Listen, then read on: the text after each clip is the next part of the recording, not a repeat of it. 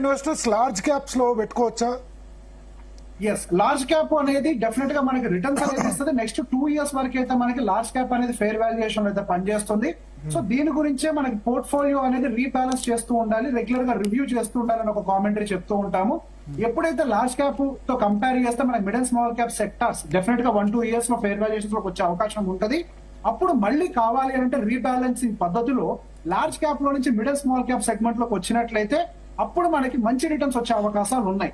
కానీ ఇప్పటికైతే మాత్రం మన నెక్స్ట్ 2-3 సంవత్సరాల వరకు రిటర్న్స్ మాత్రం ఎక్స్పెక్ట్ చేయకూడదు. మిడ్ అండ్ స్మాల్ క్యాప్ లో కొన్ని స్టాక్స్ స్పెసిఫిక్ వెళ్తే కనుక ఫెయిర్ వాల్యుయేషన్ లో ఉంటే,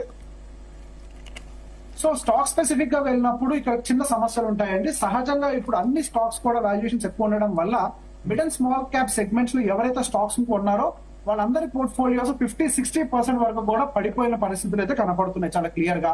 సో మనకు ఒక చిన్న హోప్ అనేది మార్కెట్ లో ఉంటుంది. ఒక స్టాండర్డైజ్ థియరీ యాక్చువల్ గా పనిచేయండి, ఒక మిత్ అనుకోవచ్చు. మనం పెట్టి వదిలేస్తే రిటర్న్ వస్తుందని అనుకుంటూ ఉంటారు. సహజంగా అన్ని స్టాక్స్ అలా పర్ఫార్మ్ చేయవు.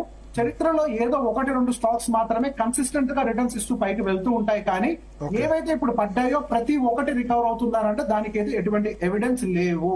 ఏవైతే ఫండమెంటల్ గా స్ట్రాంగ్ ఉంటాయో, ఫెయిర్ వాల్యుయేషన్ తోటి ఉంటాయో, మంచి క్యాష్ ఫ్లోస్ తోటి ఉంటాయో అవి మాత్రం కొంతవరకు రివైవ్ అవుతాయి. కానీ అంటే కేవలం ఫండమెంటల్ గా స్ట్రాంగ్ గా బిజినెస్ బాగా చేసే కంపెనీస్ మాత్రమే రివైవ్ అవుతాయి.